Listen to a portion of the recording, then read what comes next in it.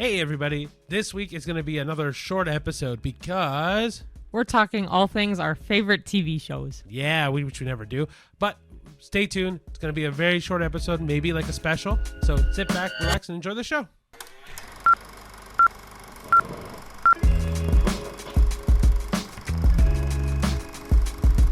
Hello everyone. Hey everybody. And welcome to our next episode of the A-List Admission. Yes, so if... actually, by the time this airs, this will be the second of the two shorter episodes that we're doing, solely because we're on vacation. Yeah. This will be week number 2 of our vacation. Well, this will release technically in the middle of our vacation somewhere. But yeah, so we're just kind of doing a bunch of episodes to like bankroll while we're gone. Yeah. That way it's a little bit easier for us to digest, make it easier for you guys to keep watching us. We'll still have reels in between, and also... we'll have like a big hullabaloo of like all movie reviews when we get back and fully settled. Yes, we'll have a bunch of movies. I don't know exactly how many we'll watch, but don't worry. It'll be all the newer releases in the weeks we were gone. So yeah, future Ricardo and future Cheyenne will understand this a lot more. Yeah.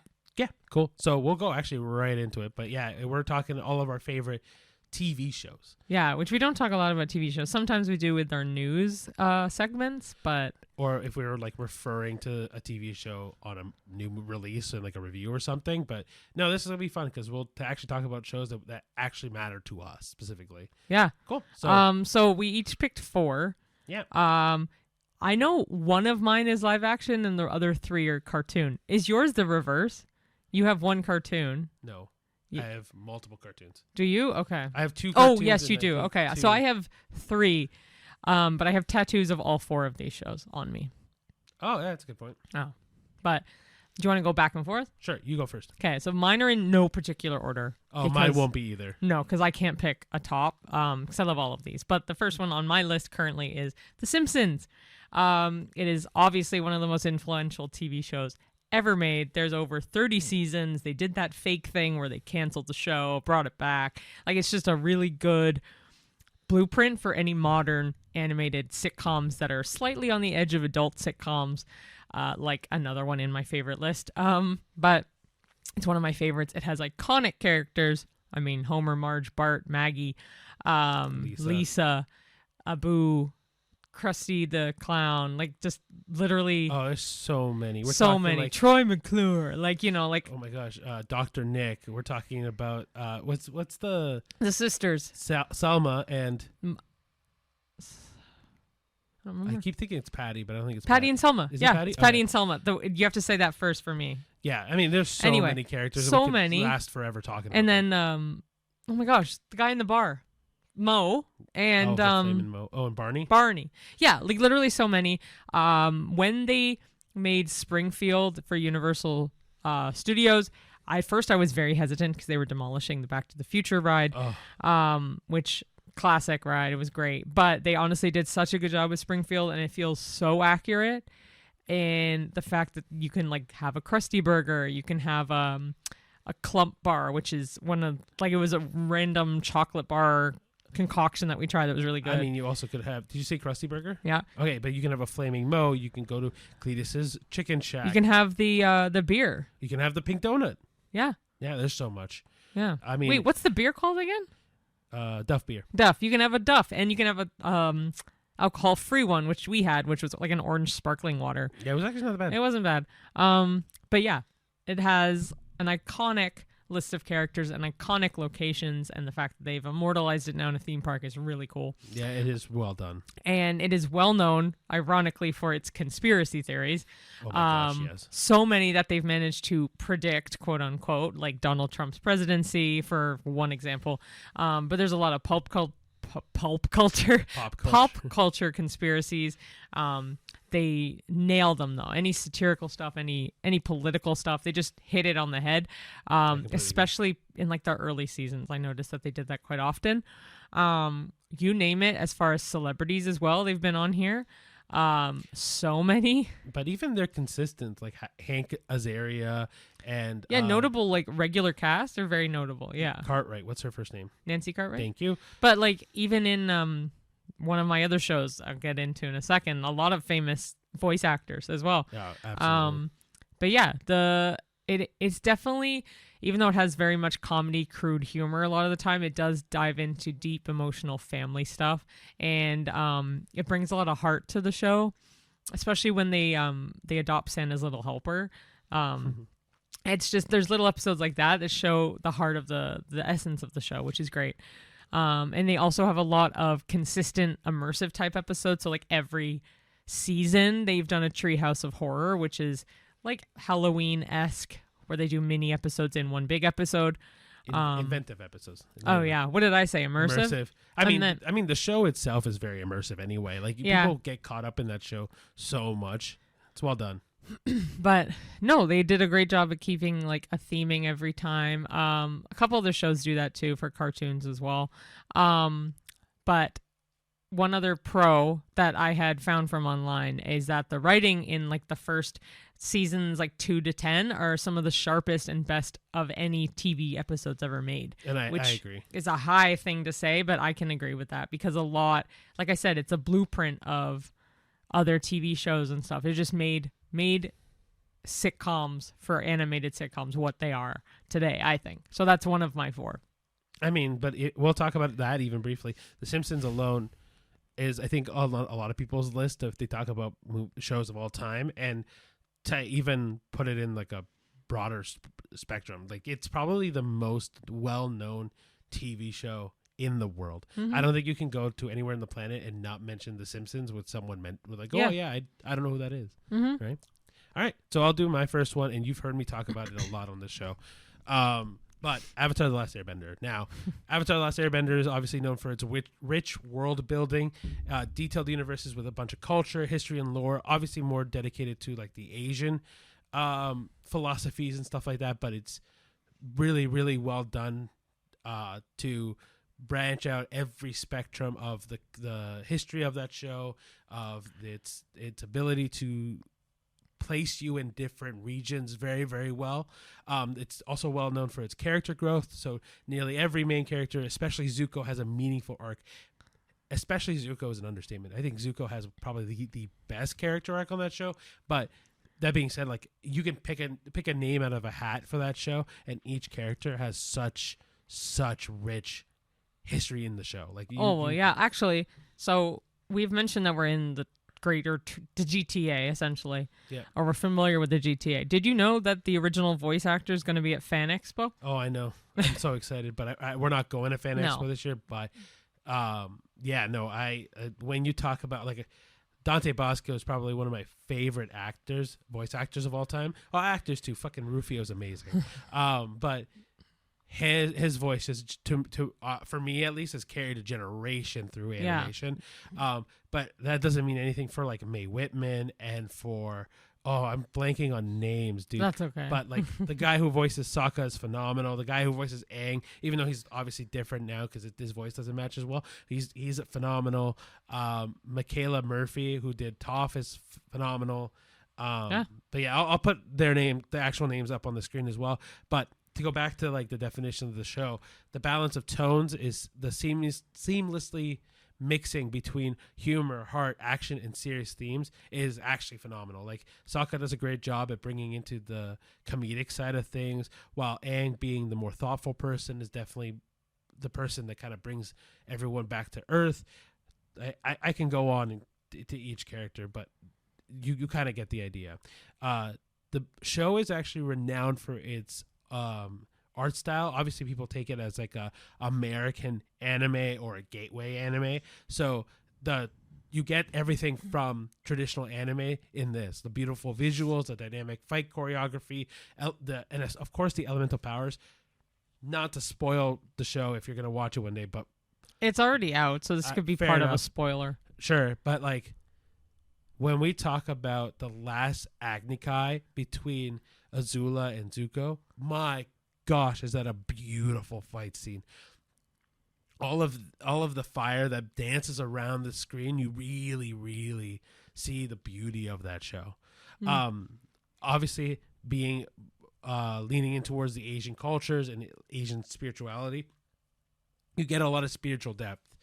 Actually, truthfully, it's one of the core tenets of the show, right? Is the avatar being Aang in this show is the link between the human world and the spirit world, right? So you get a lot of thoughtful messages about balance and identity and forgiveness and destiny, and how much everything you do in that world, and in our world as well, like there's a lot to take in from that show, but like how much it impacts the world at large, right?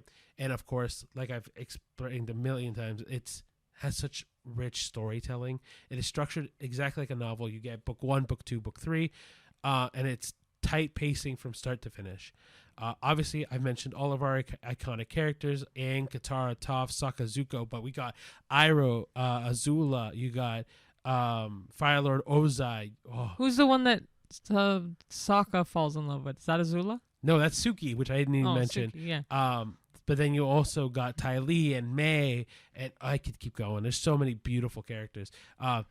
As much as I will always renownedly say it is probably my most rewatched show, and it's probably really good at rewatching, especially because at all ages it is perfect. Whether you're a kid, you can pick up stuff from it. Whether you're an adult, like I didn't even find this show for me until the pandemic when it came out on Netflix, and when I tell you it's easily become my favorite show of all time, it is. So how we were not rating them, I feel like this one for you though would be your first anyway, 100%. Regardless. Mine is just no. Yeah, I didn't pick it to say first because it is my first on the list. It's just this one to me I know is my favorite show of all time because it has touched my heart in so many ways, and it's when I need to kind of bring me back to earth and something to like recenter me, this is that show. 100%. That's sweet. Cool. Well, I'll stop crying in a minute, but but yeah, well, you have a tattoo of it, so yeah, I'll actually post it on screen. But if you guys want to see, it is that. It's probably not. That's not a good angle. There. Oh, there we go. Yeah. It's the White Lotus, but it's blue. But like, yeah, but I'll take a picture of it and post it on the screen as well. Yeah. But yeah, we'll go into your second show. Sure. Second show, again, no particular order for me, but it's Family Guy. There is a kind of a recurring theme with 3 of the 4 shows that I've put on my list, and 3 of the 4 are combined in one tattoo for me. But yeah, Family Guy pushes boundaries for sure and tackles very, very taboo topics. Sometimes for better, sometimes for worse. They definitely go hard with mocking a lot of celebrities too. Like Adrian Brody's a very consistent one with his nose. Tom Cruise, James Woods. Tom Cruise that was a funny episode. But anyway, yeah, they're great. Their cutaways are really funny. They're really random. When Stewie and Brian are on mushrooms on the rainy day in Quahog, it's just like, oh my gosh, the most random shit, but I love it. And I love how vulgar it is. I really, really like how vulgar it is, but the jokes are so consistent. Like per minute, you're getting a couple jokes here and there. And usually we talked about this with the last movie we saw where with the Naked Gun, how it was so many jokes. It was like, these jokes, some are funny, some are just thrown in just to add an extra bit of humor. But whether you laugh or not. Some of them are very even like unsettling jokes. Yeah. And then Stewie and Brian are like pop culture phenomenons now, especially with like the Cool Whip memes. Oh my gosh. And just the 2 of them time traveling together. It's very like On the Road, if you know the old show. I was just about to say all the road movies, the Road 2 episodes. Exactly. Yeah. They're all mix-ups of that, which Seth MacFarlane did great to bring back a lot of old vibes and music and stuff. And this is the show I was saying the voice cast is great. I mean, you got Mila Kunis, Seth Green, you have Seth MacFarlane, you have oh my gosh, Alex Borstein. Yeah. And then our favorite, which is who voices Kronk. What's his name? Oh yeah. Well, I'll put it on the screen. We'll remember it because Patrick Warburton. Thank you. I was gonna say he comes up later. Yeah. But that's Joe Swanson. Yeah, love him. Yeah, they sometimes will just screw over the plot just every time, like for Reckless Abandon, and make it a good show with or without a plot, or split the plots up, which is also great. Yeah, it often does like to do a lot of meta jokes and like break the fourth wall on the show, which I like too. And just the slapstick of it and like exaggerated animation, like for instance when Peter's trying to save the whale on the beach, and that ends so poorly, but he's able to pick up the shell with the forklift just fine. So like exaggerated animation, or like I will say some of it gets a little bit annoying, like the angry chicken Like certain things take forever to get the point. Or the knee where he goes. Yeah, exactly. And it just keeps going. Or like Conway Twitty getting his performances in. But I love it. I think it's funny. I think it's edgy. It is a 1-up rating from The Simpsons. But I love it for that. They're so different from each other, but they're a lot alike in the certain ways, which is why they've done so many crossovers. But yeah, that's just another one of my favorites too. I just really think it's super fun and not for kids really, but like I do know some parents who would have let their kids watch it when I was growing up. So I mean, I watched it when I was early teens, sorry, like 13, 14. Oh wow. Yeah, and it's I would even recommend kids not watching that at all. Like I think it's definitely like even if you cut into like 16, I think is an okay time to watch it, but like even then it's maybe early for some things. Yeah, but I completely agree. Family Guy's a great show. It's a great show to kind of even like to mindlessly have in the background too. But we'll move on to my second show. It's Monk. And those who don't know what Monk is, it's a detective show, but the detective has OCD. So he solves crimes, and he's a little bit like oddball. But neurotic. Yeah, but it blends mystery with comedy very well. And the main guy being Tony Shalhoub. Beautiful performance, Emmy-winning, heartfelt, funny, and definitely nuanced. The show has a plot in the background, but it's definitely formatted as a case of the week kind of thing, which I like. Yeah, it's very easy to jump into, very easy to hop in. Always has satisfying endings at the end of every episode. I kind of like that just because it does feel like it's resolved every episode. The show is definitely lies in its heart and its humor. Balances between Monk's quirks and his emotional depth and his real trauma.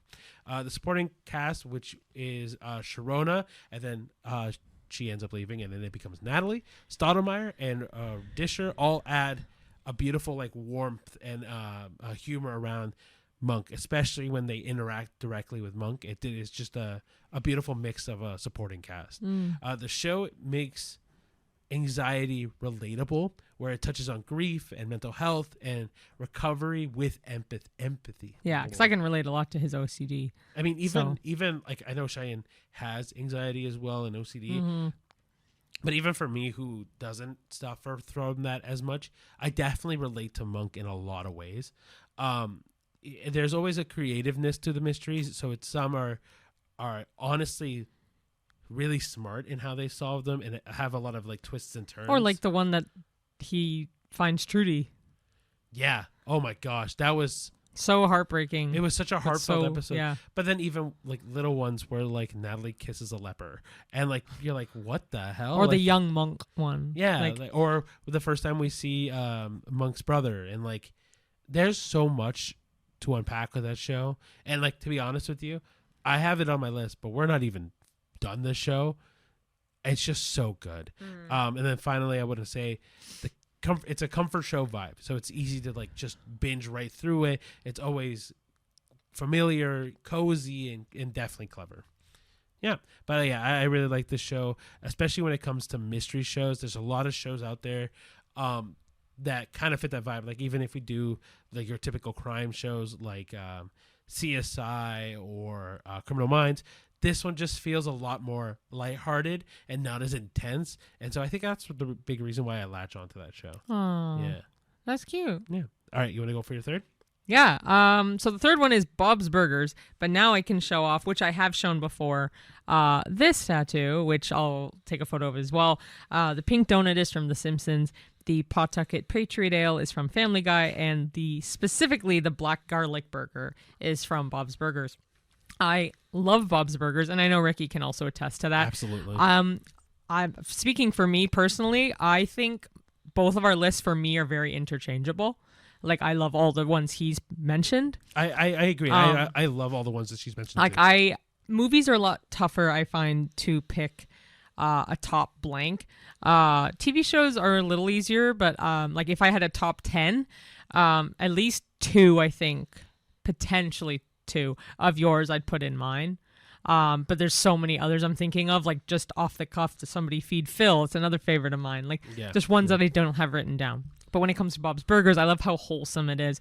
They're a very quirky family. There's no cruelty really. They josh at each other and joke and whatever, but they're just a loving, quirky family, and we relate so much to Bob and Linda. Absolutely. We are so much like them. It's unreal. And it's kind of funny because there's moments where I'm one, and then there's moments where I'm another. But then usually, Or like Gene, like the kids too. Yeah. But usually the moments where I'm one, Cheyenne is the other. Yeah. And it's so funny. Yeah, the characters are very relatable that way. They're very awkward. They're very real. They're very lovable. Teddy's very lovable. All the external characters, a lot of them, you either love to hate, or hate to love, that kind of thing. There's a lot of musical numbers in this, which is great. We love the musical numbers, especially in the Bob's Burgers movie when they did that was also great. Oh my gosh, every song was a banger. After that one. They're just very offbeat and pun-filled humor as well. There's some very strong female characters in this. Tina, Louise, and Linda alone make this show very strong, and they're a very memorable trio of women characters. But there's so many more, but those three really do make up the show as what it is currently. It's a low stakes show. You could try it, and if you like it, great. If you don't, that's okay. But it's full of charm. So they do like everyday problems that are kind of made funny and heartwarming, which is very like the everyday problems slides into my next favorite TV show. But it's also very inclusive and also very kind. So it accepts community. It accepts and celebrates weirdness. Like it does a whole episode about essentially bronies, which are male My Little Pony fans. But in this, they were the equestronauts or questicles. No, Equestronauts. I think it's Equestronauts. Yeah. But yeah. And again, the musical numbers are great. The consistency in the tone is great. It doesn't go dark or surreal. Even in their Halloween episodes, it doesn't. And we find ourselves watching it all the time. I'm a big fan of reruns. I love syndicated shows. I'm such a huge fan of syndication. If you're not aware, Cheyenne has picked, well, you haven't heard the fourth one, but every single one of Cheyenne's shows is all syndicated shows. Completely syndicated. Because I suffer with anxiety, I prefer to know what's happening. And if I already like the show and already know the episodes, why would I waste time to find a new show that's going to cause me more anxiety? Right. Like The Bear, I will not watch. I've watched the first episode, and that made me anxious. So I know Ricky's currently watching it. If we're going to mention The Bear while we're at it, like The Bear is a great show. I'm not going to sit here and say it isn't.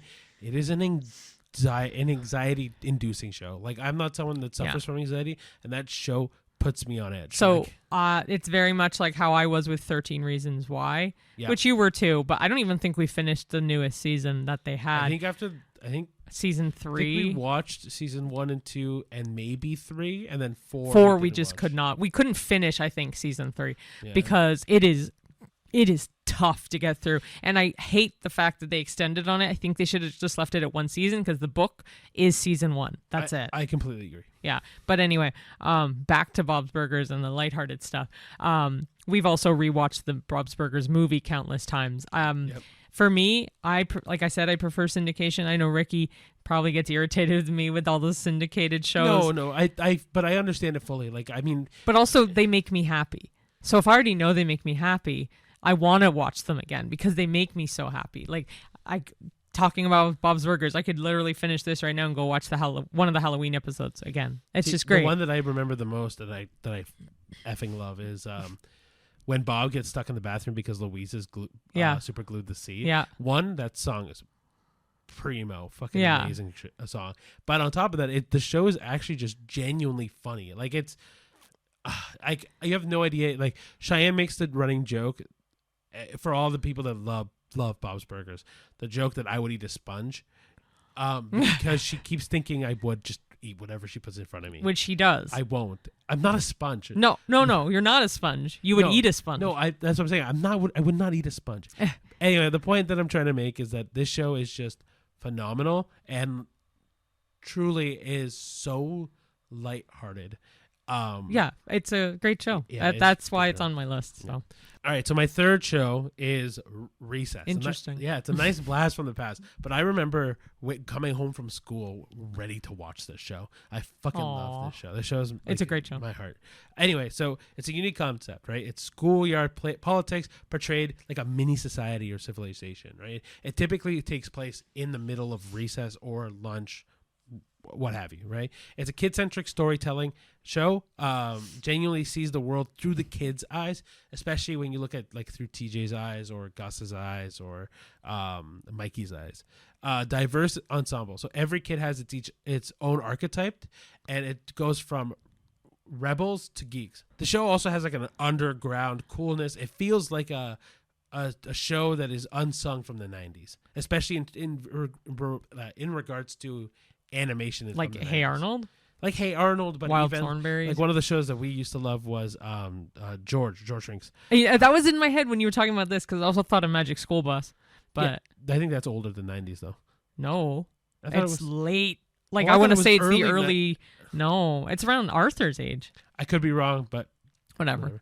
there's themes of friendship and justice, strong message between loyalty, individuality, and standing up for your fellow man or like fellow friend. I guess so. right? Yeah. Yeah. Like Spinelli. Well, like, they were always standing up for her. Well, and there's one stuff. episode where Spinelli calls the teacher mom, and that was everyone rallies behind Spinelli. By the end of the episode, they all call the teacher mom. So just Why is that though? it just kind of slips out. Oh. Like when I was a kid, I've called my teacher mom or dad by accident. Oh, I never. Had. It happens. But yeah, even in that episode though, they all at the by the end just say they all call the teacher mom so she doesn't feel alone. Oh. There's sharp writing, so kind of like what we've been saying. It's very funny. It's very has a lot of social satire hidden in it with a bunch of schoolyard philosophy and metaphors. The villains are like definitely memorable when you look at the principal and Miss Finster and Randall. Oh gosh. Like Miss Finster to me is like a cursed demon. Like I don't know. She's why. the hunched over yellow dress, Yeah, right? with Yeah. the- with the glasses sharp and teeth, like yeah. what Randall's like. Oh, Randall's basically her understudy, which is Yeah. fucking crazy. Yeah. World building. So Recess has a Recess society with class presidents and legends and rules. Like even when they play kickball, like it's a thing, right? And then they also have the King Bob, who has his own. Wait, his name's King Bob? That's the Minions. I'm pretty sure his name is also King Bob. I could be freaking wrong. Oh. But if I'm wrong, I'll put it up on screen. Lastly, it has nostalgia factor. So obviously, it's a perfect dose of 90s school life, and it's Saturday morning TV charm.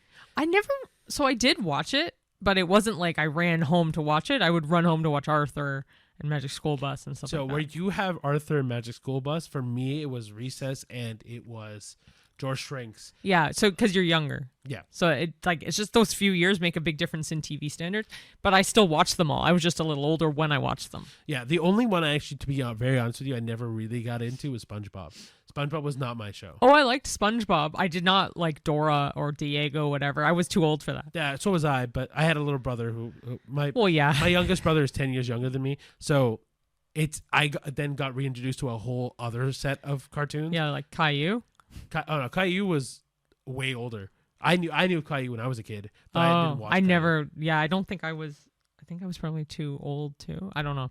All right. Or like Peep in the Big Wide World. A lot of the shows I watched were on TVO Kids. If you know, for Canadian TV, TVO Kids was the shit. So I would come I home. agree. School ended like by the time I got home, it was roughly like 3:00. So from 3:00 to 7:00, it was my TVO Kids time. It was great. My two channels that are the two main channels I remember watching, like religious, three I should say, was Family, television. No, Treehouse. No, shoot, what was it? I had it in my head. I don't remember it. And then YTV was it the big one? There's one that started with a T. Teletoon.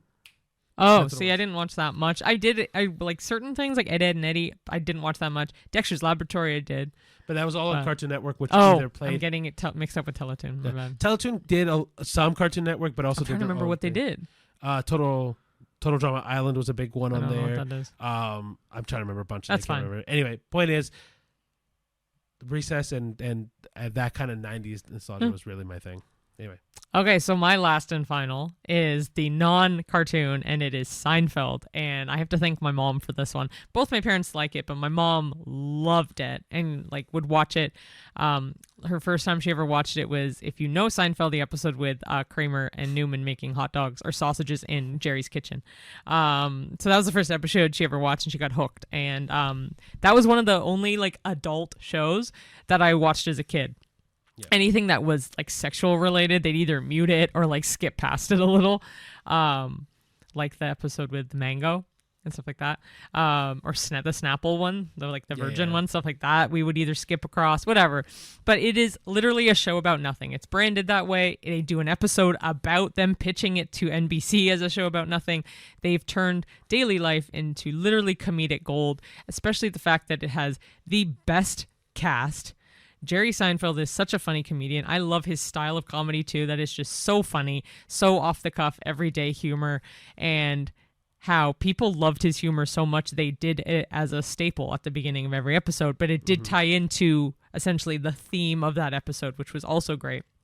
But I mean, George Costanza, Elaine Bennis, Cosmo Kramer, they're all great. And the side actors, I mean, like Mr. Peterman, you have Kenny Bania, you have Putty. Oh, I was just about to say Putty. so many. And they had a lot of celebrity cameos come in as well. Oh, yeah. Just, it's such a good show, and it's so smart. And I do have a tattoo of it. That's one of my newest tattoos, which I've shown before. But it's the marble rye on a fishing pole. There were way too freaking many ideas I had for Seinfeld. I'm like, I love it, but I'm like, could I have done something else? Yes. Will I do something else? Maybe, because this is not enough to show how much I love this show. This is one little part of a big thing for me, how much I love this show. And like Seinfeldisms, my mom and I shout them out at each other all the time. Ricky knows I do it all the time. It actually became so much a thing that I had to rewatch the entire show just to pick out moments to understand. Like, you gotta support the team. Like little random things, like you could look at the 8-ball. A lot of these are Putty related. I just handed someone a bag. Yeah, like there's so many. Georgie, what about the Jello? Like literally Seinfeldisms. I do at least one a day, dude, so sometimes funny. Twice a day. But I always do them because they're great and they're funny, and it's a stupid show about nothing, and it's great. Well, it kind of ties into like the whole cultural lexicon of stuff, right?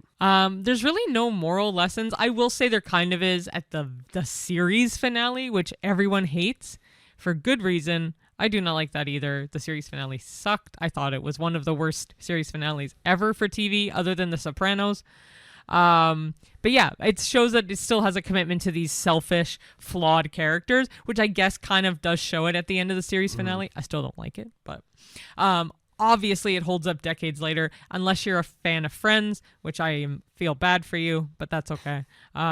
There's never been, for me, I've never known a person to like both. You either are a Friends fan or a Seinfeld fan. I was a Seinfeld fan. Ricky likes both. He's the enigma. I do not like Friends. Sorry to the people that do like Friends. I have tried. I have watched about half the show with Ricky. It's not a bad show. It's just not my cup of tea. I'd rather take Seinfeld. That's just me. And that's why I would rewatch this. It also has a huge cultural lexicon. I mean, yada, yada, yada came from this show. If you're sponge-worthy. Of the Festivus for the rest of us, like so many famous phrases and like lexicons that make this show popular, like the bubble boy, it's moops, not moors, that kind of thing. Not that there's anything wrong with it. Yes, exactly.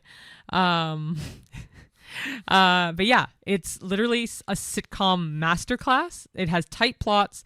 It interweaves in clever ways to other things. It kind of it's all in the same universe, obviously, but the way they've tied it together is just so brilliant. Literally having one episode of them in a Chinese restaurant or just an episode of them in a parking lot, and they've managed to make it work, and it's brilliant. And it also, I love the personality that it gives because of New York, because it is set in downtown New York or whatever. Yeah. So the vibe of New York, when you're alone and life is making you lonely, you can always go. I don't know it actually. Sorry. Downtown. Oh, I don't know. Sorry. Oh my gosh. Anyway, it captures the neurotic, fast-paced New York City vibe that everyone is so familiar with, but they do it perfectly. See, that was so fast-paced, I didn't even catch it. Yeah. And that's why this is one of my top 4 favorites. Again, none of mine are in any particular order, but they're all well worth my list of top 4. I would have done top 3, but these 4 are just so tied for me. I can't just pick 3. So those are mine. Yeah, but like Cheyenne said also earlier, like it definitely is in my tops of TV shows for me as well. What, Seinfeld? Yeah. I will say, like, even with Friends, like I like Friends, I like Seinfeld way more. Really? Okay. 100%. Good. Yeah. All right. Now to go to my final TV show. This one is all nostalgia for me. Like truly. Spider-Man, the animated series from 1994. I mean, there's 1,000 Spider-Man shows this to me is the be all end all because it's such a faithful adaptation of Peter Parker's struggles and heroism at its core, right? It's a serialized storytelling. So one of the first animated superhero shows that embraces an ongoing plot, and it really does from beginning to end. You can feel each episode tying into the next one, and not a lot of shows do that, especially in the 90s. True. There's a strong voice acting in it. So like Christopher Daniel Barnes plays Peter Parker / Spidey perfectly. I don't even know who it is. So well grounded. I wish I could tell you who it is. I know of him, and his voice is, to me, pure Peter Parker. Okay. Spider-Man, like Batman, has such a wide range of rogue gallery. So when you got Green Goblin, Venom, Kingpin, Doc Ock, Venom. You said Venom twice. Oh my gosh. Carnage, we got Scorpion, you got Chameleon, you Scream? got Is it Scream? is a type of symbiote. Yeah. Like, I mean, I only mentioned very little, but like the Sinister Six can be reworked into a variety of different things, right? We haven't even talked about Rhino and Vulture and Shocker and Electro. Like, there's so many. There's obviously crossovers between X-Men and Blade and Fantastic Four, and there's so many, dude. Wow. Like Captain America makes an appearance. Iron Man makes an appearance. Like, there's a lot of really cool characters that are crossover in that show. Mm-hmm. You got emotional stakes. So Peter Parker's personal life that was messy and heartfelt and so realistic, as Peter Parker's story really always is. Like, to me, sorry, I'm going to cut my description quickly. To me, this is how I learned who Peter Parker was. This is how I learned who Spider-Man was. This is who I fell in love with, right? Tobey Maguire introduced me. This is the heart and soul of it. There's themes of responsibility. Obviously, with great power comes great responsibility. Yep. Stylish 90s vibes. So the music, the animation style, the pacing, just perfectly scream traditional superhero Saturday morning cartoon. Even like the X-Men show does this very, very well, and obviously has an impact on fans for many, many years. This, like mine, is their definitive Spider-Man. And so much so, like, I mean, when we went to the show, or we went to Universal, they had the ride there. Truly is now based on this, though, and I can quote it, like, and it's crazy, like, it is so well done. But even to just cut quickly into one brief childhood memory of this, as a kid, my parents used to live in an apartment in Toronto, and I remember we had a small little TV in our room, and this show would come on late at night. And I remember one night, I begged my dad if we could stay up and watch the show, and my dad's like, "That's fine, but we got to put it on no volume so it doesn't wake up your brother." And so we sat and we watched the show, and I remember very vividly this show being one of the first times I like fell in love with Spider-Man as a character. Oh, and that's very sweet. This show, to me, I cannot speak greater words on. It is perfect from beginning to end. Like Gwen Stacy and Mary Jane and Black Cat and Alistair Smythe, and my gosh, I got J. Jonah Jameson is also, like, to me, this was J. Jonah Jameson before J.K. Simmons was J. Jonah Jameson. Like, to me, like, both play it so well, but my gosh, this show, to me, when you want to know who Spider-Man is, like, if I could say which Spider-Man is the best Spider-Man ever portrayed on camera, this is it. Like, to me, Tom Holland, Andrew Garfield, and Tobey Maguire don't have a shot in the dark to this guy. Wow. Like, I think this is Spider-Man through and through, 100%. Wow. Yeah, it kind of worked out because I had Avatar: The Last Airbender as my favorite show of all time, and then Spider-Man to wrap it up as my favorite superhero of all time. So, like, to this. Oh, true. Really well. Wow. Yeah. Sorry. No, don't apologize. That was very sweet. Yeah. Sorry if I'm also talking fast. I told him, I was like, dude, you sound like you're on Adderall. Like, he's like spewing through this, which is fine, but it's just funny. It's only because also this is I'm trying to keep it a short episode, so but we probably went over the time anyway. But yeah, guys, those are kind of some of our favorite TV shows, if not our favorite TV shows of all time. We don't talk about TV shows enough on this because it's typically a movie podcast, and there's not really a whole lot of time for us to go and watch all the brand new shows and brand new movies. There's just no way. Maybe one day we'll branch this bigger, and we'll have a TV division of this. Yeah. But yeah, guys, thank you so much for listening. I don't know if this is a wrap up. If you want to say anything before we go. Thanks for listening, commenting, liking, subscribing. Follow us along on all of our social media. We have X, Threads, Facebook, Instagram, Twitter, TikTok, YouTube, Letterboxd, and yeah, YouTube. We have shorts as well as full content. Spotify. Follow us on there. Give us some stars if you'd like. We have video and audio versions on there.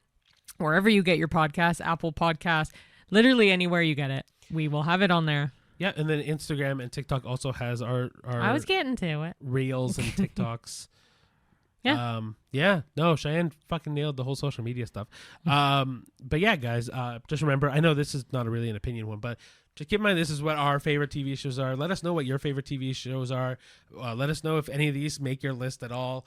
And let me know why you like Friends more than Seinfeld. Or why you like Seinfeld more than Friends. Yeah. That'd be a good one to talk about. But yeah, guys, thank you so much for listening. And we'll see you at the movies or on the TV.